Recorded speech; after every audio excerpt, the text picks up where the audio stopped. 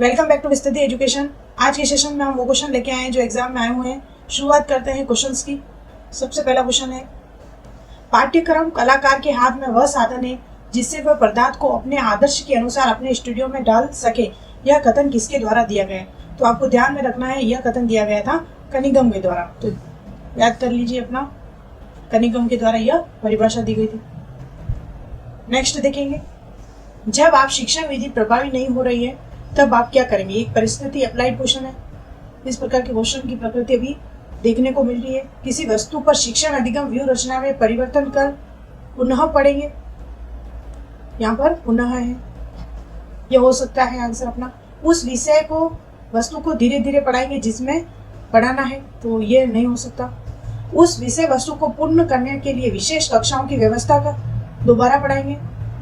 छात्रों से कहेंगे कि जो विषय वस्तु बढ़ा दी गई है उसे मन से सीखे और आगे की कक्षा का इंतजार करें, तो ये नहीं होगा। उस विषय वस्तु को पूर्ण करने के लिए विशेष कक्षाओं की व्यवस्था कर दोबारा पढ़ाएंगे, ये भी हो सकता है। लेकिन इसमें पुनः जो प्रबल आंसर है इन दोनों में से किसी वस्तु पर शिक्षण अधिगम व्यू रचना में परिवर्तन, अपनी जो शिक्षण अधिगम पढ़ाने के जो तरीका है उसकी व्यू रचना में हम परिवर्तन कर आगे बढ़ेंगे। तो इसका जो ऑप्शन नंबर 1 माना था आरपीएससी ने, एक। गणित में सोचने तथा तर्क करने की क्षमता का विकास करने में निम्न में से कौन सी विधि अधिक सहायक है? कौन सी विधि? व्याख्यान विधि, अध्यापक केंद्रित विधि। इसमें बालक सोचने और तर्क क्षमता का विकास नहीं होता। लेकिन समस्या समाधान एक ऐसी विधि है जिसमें बालक स्वयं समस्या का समाधान करता है, और निगमन विधि भी अध्यापक केंद्रित है। संश्लेषण विधि भी इससे संबंधित नहीं है। जबकि समस्या समाधान जो विधि है सोचने और तर्क करने की क्षमता का विकास करने में सहायक है। जो अपना आंसर हो जाएगा ऑप्शन नंबर 2 अपना इसका सही आ जाएगा आंसर। नेक्स्ट क्वेश्चन है, विश्लेषण विधि से शिक्षण तथा अधिगम प्रदान करना निम्न में से किसके अधिगम सिद्धांत के अनुरूप है? सबसे पहले विश्लेषण विधि में होता क्या है? विश्लेषण विधि में होता है किसी भी विषय वस्तु को अलग कर प्रकरण को कर सिखाया जाता है, अलग अलग कर टुकड़ों में बांटकर पढ़ाया जाता है। तो वो कि कॉलर का जो सिद्धांत था गेस्टाल्ट, जिसका अर्थ ही था पूरी संपूर्ण परिस्थिति को एक एक अलग अलग रूप में देखकर एक पूरे चीज को अधिगम करता था, अलग अलग टुकड़ों में देखकर। तो जो उसका आंसर अपना हो जाएगा कोहलर। अधिगम कौन से सिद्धांत से संबंधित है? विश्लेषण विधि तो कोहलर के सिद्धांत से। क्वेश्चन देखेंगे, यदि एक परीक्षण को एक समय पर 2 या 3 बार प्रशासित किया जाए और हर बार समूह के छात्रों में अंकों की निश्चितता रहे तो उसमें कौन सी विशेषताएं निहित है? तो सबसे बात करते हैं वस्तुनिष्ठता, विश्वसनीयता, विभेदकारिता और वैधता। वैधता क्या होगी?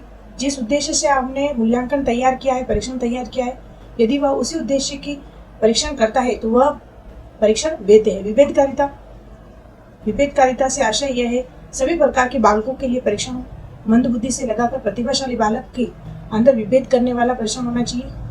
विश्वसनीयता से तात्पर्य यह है यदि एक परीक्षण में एक समूह या 2 बार प्रशासित किया जाए और हर समूह में अंकों का निश्चित हो तो वो हो जाएगी विश्वसनीयता। यहाँ पर बालकों अलग सोचकर वस्तुनिष्ठ कर देते हैं, लेकिन यहाँ पर नहीं होगा, क्योंकि जो विश्वसनीयता है वह वस्तुनिष्ठता को अपने अंदर समाहित कर लेती है। यदि यहाँ पर ऑप्शन विश्वसनीयता नहीं होता तो हम इसका आंसर वस्तुनिष्ठ करते, लेकिन यहाँ पर ऑप्शन विश्वसनीयता दिया गया है जो कि ये हो जाएगा। वस्तुनिष्ठता में क्या होगा?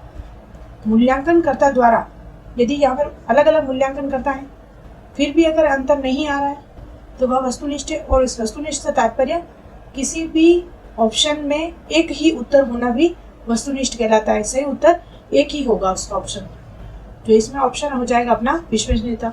वह गणितीय ज्ञान जो कंप्यूटर के लिए आधार है, तो ग्राफ्स, युग्म समीकरण, समुच्चय सिद्धांत, जो द्विगुण गणना पट होता है वह संबंधित है कंप्यूटर के गणितीय ज्ञान से। ऑप्शन नंबर 1 इसमें सही अपना। नेक्स्ट क्वेश्चन देखेंगे, वह जो गणित के सौंदर्य की प्रशंसा करता है, कौन करता है? यह एक हमारे उद्देश्य, गणित के जो एनसीईआरटी द्वारा माने गए उद्देश्य वो कितने हैं? तो सबसे पहले ज्ञान, अवबोध। यदि कोई बालक गणित के सौंदर्य की प्रशंसा कर रहा है तो वह अभिरुचि के अंतर्गत आएगा उसका। गणित के सौंदर्य की प्रशंसा कर रहा है, और वह कब करेगा सौंदर्य की? यदि उसने गणित का साहित्य पढ़ा है तभी वह गणित के सौंदर्य की प्रशंसा करता है। तो इसमें जो आंसर हो जाएगा ऑप्शन नंबर 1। महान गणितज्ञ के चित्र देखकर नहीं, गणित की भाषा सुनकर नहीं, गणित की पहेलियां और उलझन समस्या को सुलझाकर नहीं। तो इसमें जो आंसर है अपना ऑप्शन नंबर 1 है। नेक्स्ट क्वेश्चन देखेंगे, ओवरहेड प्रोजेक्ट का कक्षा में उपयोग करने का मुख्य उद्देश्य क्या है? ओवरहेड एक ऐसी शिक्षण सहायक सामग्री है जिसे प्रेक्षण सामग्री भी कहते हैं। तो कौन सी हो जाएगी? अध्यापक के काम का भार कम, ये नहीं। अध्यापक के काम के भार में वृद्धि करता है लेकिन विद्यार्थियों को प्रेरित करता है, नहीं। अध्यापक के लिए शिक्षण को रुचिकर, यहाँ पर यदि छात्र के लिए होता तो ऑप्शन अपना सही हो जाता, लेकिन यहाँ पर अध्यापक है तो ऑप्शन भी अपना गलत हो गया। शिक्षण अधिगम प्रक्रिया को अधिक प्रभावी बनाने के लिए ही जो भी शिक्षण सहायक सामग्री का प्रयोग किया जाता है वह अपने शिक्षण को प्रभावी और रुचिकर बनाने के लिए किया जाता है। तो इसमें ऑप्शन नंबर 4 से हो जाएगा। नेक्स्ट क्वेश्चन देखें। गणित वह विज्ञान है जिसमें आवश्यक निष्कर्ष निकाले जाते हैं, यह कथन किस गणितज्ञ द्वारा दिया गया? तो जो कथन है उनको तो हमें याद रखना ही है। ये बेंजामिन पेरिक द्वारा दिया गया है इस कथन को। गणित शिक्षण की ऐसी कौन सी तकनीक है जिसमें विद्यार्थी अपने उत्तर की जांच तत्काल कर लेता है? दल शिक्षण में क्या होता है? 2 या 3 अध्यापक मिलकर शिक्षण कार्य करवाते हैं। मौखिक कार्य गणित का जो भी होता है मौखिक कार्य भी होता है। निरीक्षित अध्ययन, एक अध्यापक निरीक्षण की तरह कार्य करता है। और अभिक्रमित अनुदेशन में बालक स्वगति से प्रतिपुष्टि करता हुआ सीखता है। और अभिक्रमित अनुदेशन में ही उत्तर की जांच तत्काल कर ली जाती है, जिसे कहते हैं तुरंत प्रतिपुष्टि का सिद्धांत। तुरंत प्रतिपुष्टि का सिद्धांत। और अभिक्रमित अनुदेशन के जो सिद्धांत है उसका मैंने एक वीडियो भी बना रखा है, प्ले लिस्ट में जाकर उसे आप पूरा देख लें, तो पूरा डाउट आपका क्लियर हो जाएगा। नेक्स्ट क्वेश्चन है। नागरिकता तथा प्रभावपूर्ण जीवन की शिक्षा एक आवश्यक अंग है, किसे माना जाना चाहिए? मौखिक गणित को, लिखित गणित को, अभ्यास को, गृह कार्य। जो मौखिक गणित है उसके द्वारा नागरिक और प्रभावपूर्ण जीवन की शिक्षा एक आवश्यक है। मौखिक गणित हमारे जीवन के लिए बहुत ही महत्वपूर्ण अंग माना जाता है। नेक्स्ट क्वेश्चन देखेंगे। निम्नलिखित में से कौन सा कथन गणित की प्रकृति को नहीं दर्शाता है? इस चीज को ध्यान रखें, क्या पूछा गया? नहीं दर्शाता है। गणित सार्वभौमिक विषय है, यह बात बिल्कुल सही है। गणित सभी जगह गणित की प्रकृति समान रहती है। गणित की प्रत्येक शाखा अधिग्राहितों के समूह से आरंभ होती है, यह बात भी सही है। गणित में सामान्यीकरण का क्षेत्र बहुत संकुचित होता है, न कि होता है। तो ये संकुचित न होकर क्या होता है? व्यापक होता है। तो ये ऑप्शन ही अपना यहाँ पर गलत हो गया। गणित अमूर्त पद है, गणित एक अमूर्त विषय है, प्रत्ययों की व्याख्या की जाती है, सही बात है। एक संख्यात्मक विषय है, अमूर्त विषय है, सार्वभौमिक है, ये सारी बातें सही है, लेकिन जो सामान्यीकरण का क्षेत्र है वह संकुचित नहीं होता है। ये ऑप्शन अपना यहाँ पर गलत हो गया। नेक्स्ट क्वेश्चन है। निम्नलिखित में से कौन सा कथन विशिष्ट उद्देश्यों की एक विशेषता नहीं है? ये विशिष्ट और स्पष्ट होते हैं, सही बात है। वे व्यवहारगत प्रतिफल पदों में होते हैं। विद्यार्थी जो भी विशिष्ट उद्देश्य होते हैं जो बालक के व्यवहार में परिवर्तन लाने के लिए होते हैं, सही बात है। ये प्राप्य होते हैं, सही बात है। ये सामान्यीकृत रूप में होते तो नहीं, ये सामान्यीकृत रूप में नहीं होते विशिष्ट उद्देश्य। नेक्स्ट क्वेश्चन देखेंगे। गणित की उन्नति तथा सुधार देश की संपन्नता से संबंधित है, यह कथन गणित के मूल्य को दर्शाता है। एग्जाम में मान के चलिएगा गणित की से संबंधित 1 या 2 परिभाषा आपको एग्जाम में देखने को मिल जाएगी। जो भी मोस्ट इंपोर्टेंट है उन्हें आप लिख कर याद करें, कैसे भी अपने अनुसार याद करने का प्रयास करें। गणित की उन्नति और सुधार देश की बात हो रही है और संपन्नता की बात हो रही है, तो सीधा जाएगा सामाजिक मूल्य में, सांस्कृतिक मूल्य में नहीं जाएगा, नैतिक मूल्य में नहीं जाएगा, उपयोगिता मूल्य में नहीं जाएगा। ऑप्शन नंबर 1 इसका सही आंसर है। नेक्स्ट है। गणित सभी विज्ञान का सिंह द्वार तथा कुंजी है, यह कथन किसने दिया? तो यह कथन दिया था रोजर बेंकन के द्वारा दिया गया था। निम्नलिखित में से कौन सा निगमन विधि का शिक्षण सूत्र नहीं है? निगमन विधि के शिक्षण सूत्र कौन कौन से हैं? हम देखते हैं। सबसे पहला नियम जो होता है वह सामान्य होता है, तो सामान्य से विशिष्ट की ओर। और जो नियम होता है वो कैसा होता है? सूक्ष्म होता है, तो सूक्ष्म से स्थूल की ओर। और जो नियम से उदाहरण, नियम या सूत्र, कहीं कहीं सूत्र भी है, सूत्र से उदाहरण की ओर। अमूर्त से मूर्त की ओर। तो इसमें क्या है? सामान्य से विशिष्ट ये निगमन है, सूक्ष्म से स्थूल ये है, सूत्र से उदाहरण है, लेकिन स्थूल से सूक्ष्म आगमन विधि का सूत्र है, न कि निगमन विधि का, आगमन विधि का। ऑप्शन नंबर 4 यहाँ पर सही हो गया। नेक्स्ट क्वेश्चन देखेंगे। पाठ योजना प्राप्त की जाने वाली उपलब्धियों के कथन और विशिष्ट तरीकों को प्रदान किए गया एक शिक्षक है, जिसके द्वारा शिक्षक के मार्गदर्शन में दैनिक क्रियाओं के परिणाम स्वरूप उन्हें प्राप्त किया जाता है। यह कथन किसके द्वारा दिया गया? ये प्रश्न, ये जो कथन है वो सबसे पहले तो पाठ योजना से संबंधित है। और पाठ योजना के कौन माने जाते हैं, तो हर्बर्ट माने जाते हैं। और हर्बर्ट का जो भी है मैंने पूरा इसका वीडियो बना रखा है, उसे भी आप पूरा देख लें ताकि प्रश्न गलत होने की संभावना गलत न हो। और NL बॉक्सिंग द्वारा ये दिया गया था। इतनी बड़ी परिभाषा दी गई तो एक बॉक्सिंग ही दे सकता है इतनी बड़ी परिभाषाएं, ध्यान रखें।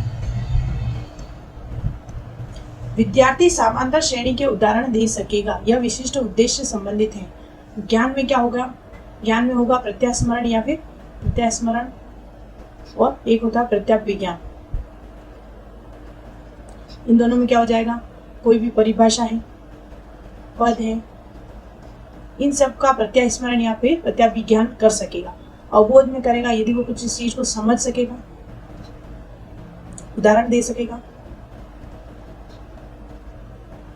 और अनुप्रयोग में क्या करेगा, वो अपनी समस्या का समाधान कर सकेगा, परिस्थिति में प्रयोग कर सकेगा, विभिन्न समस्याओं का समाधान कर सकेगा, विश्लेषण अलग अलग कर किसी भी परिस्थिति से बाहर निकल सकता है।